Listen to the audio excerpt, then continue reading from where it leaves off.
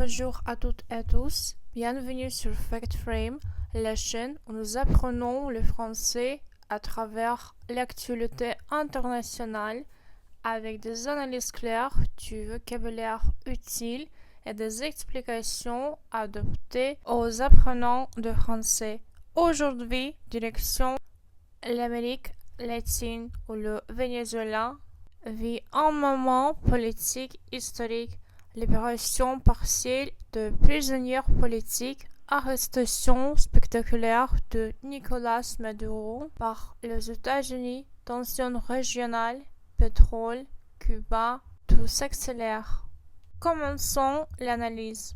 Depuis la prise de pouvoir par intérim de Delcy Rodriguez, nommé président par intérim après la capture du président Nicolas Maduro par les forces américaines depuis janvier, le gouvernement vénézuélien a commencé à libérer les prisonniers politiques détenus sous l'ère Maduro, un geste présenté comme une ouverture en vue de rétablir du dialogue avec la communauté internationale, en particulier les États-Unis.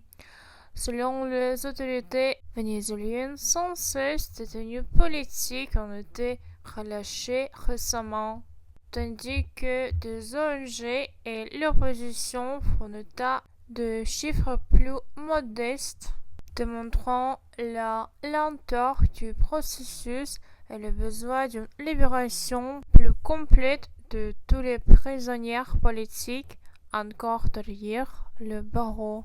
Cette démarche s'inscrit dans un contexte de pression diplomatique intense des États-Unis qui ont poussé Caracas à améliorer son image et à coopérer notamment dans des négociations liées au pétrole vénézuélien, l'un des plus importants au monde.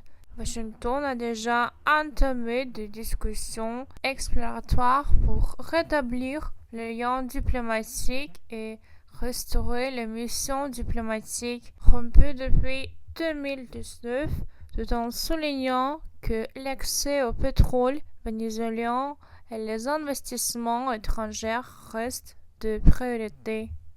Maintenant, nous nous concentrons plutôt sur les nouvelles expressions liées à cette actualité et études-les. Par intérim signifie exercer une fonction de manière temporaire en attendant une décision définitive ou une situation plus stable. Exemple, après la démission du président, un chef de gouvernement par intérim a été nommé. Deuxième expression, entamer un processus de négociation, une réforme, signifie commencer quelque chose de progressif ou de long terme. Entamer implique que l'action ne fait que commencer et n'est pas encore terminée. Exemple, le gouvernement a entamé des négociations avec l'opposition. La troisième expression, geste d'ouverture, ce signifie une action symbolique destinée à montrer une volonté de dialogue, d'apaisement ou de compromis. Exemple, la libération de détenus est perçue comme un geste d'ouverture envers la communauté internationale.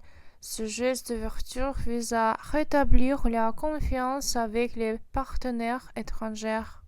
Le président américain Donald Trump n'a pas tardé à réagir sur son réseau Truth Social.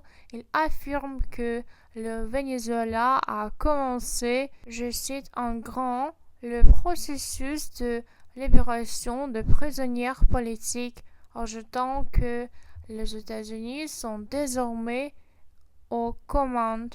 Des propos perçus par Caracas comme provocateurs, mais révélateurs du rapport de force entre Washington et le nouveau pouvoir vénézuélien. Maintenant, intéressons-nous aux nouvelles expressions utilisées dans ce sujet. Ne pas tarder à signifie réagir ou agir très rapidement après un événement. Exemple, Le gouvernement n'a pas tardé à répondre aux accusations. Autrement, cette expression signifie être en position de contrôle ou de direction. Exemple, un nouveau gouvernement est désormais aux commandes du pays.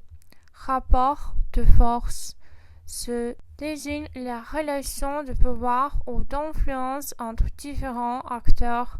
Exemple, la négociation se déroule dans un rapport de force tendu. Malgré ces annonces, les organisations de défense des droits humains appellent à la prudence.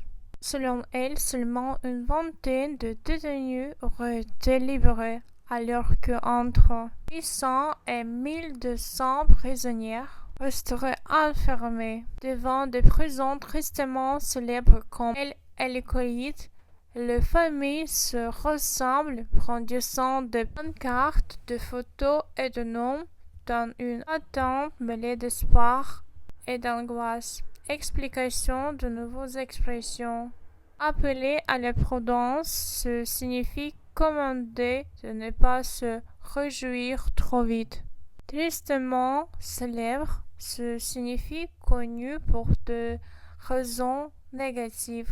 Brandir, ce signifie tenir bien visible souvent dans une manifestation. Attend, mêlé d'espoir et d'angoisse. C'est le sentiment contradictoire. Pendant ce temps, Nicolas Maduro est détenu à New York après une opération américaine spectaculaire début janvier. Il est poursuivi pour trafic de drogue et d'armes, des accusations qu'il rejette catégoriquement. Selon son entourage, le président affirme tenir le coup, tandis que ses partisans peinent à mobiliser massivement dans les rues de Caracas. Explication de nouvelles expressions. Rejeter catégoriquement, ce signifie nier de façon totale.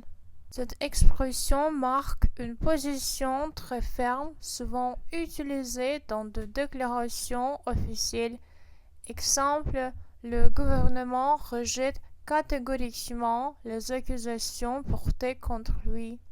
Tenir le coup, ce signifie résister dans une situation officielle, à la fois mentalement et physiquement. Expression courante, souvent utilisée pour parler de populations, d'institutions ou d'états sous pression. Exemple, malgré les sanctions, l'économie peine mais tient le coup. Mobiliser massivement signifie rassembler un très grand nombre de personnes ou de moyens. Exemple, le régime a mobilisé massivement les forces de sécurité. Au cœur de cette crise se trouve le pétrole. Donald Trump souhaite réouvrir l'accès de l'entreprise américaine aux immenses réserves vénézuéliennes malgré des infrastructures très dégradées. Washington fait également pression sur Cuba, allié historique de Caracas, en menaçant de couper l'approvisionnement énergétique. La Havane a répondu fermement, invoquant sa souveraineté nationale. Alors, que peut-on attendre de la suite? À court terme, il est probable que le Venezuela libère progressivement davantage de prisonniers afin de maintenir le dialogue avec Washington. Cependant, ces libérations resteront probablement sélectives, utilisées comme levier diplomatique. À moyen terme, une réouverture partielle du secteur pétrolier aux entreprises américaines semble plausible, mais freinée par l'état des infrastructures et la méfiance des investisseurs.